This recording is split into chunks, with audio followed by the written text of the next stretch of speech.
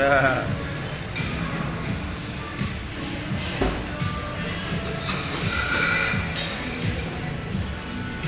นนี้มันยิ่งกินยิ่งน้อยแล้วแล้วก็อากูกินแค่ขนมใช่ปะแหมอะไรก็ไม่อยากกินเลยมีหลายอย่างไม่อยากกินเลยไม่เคยเห็นอากูกินหมดเลย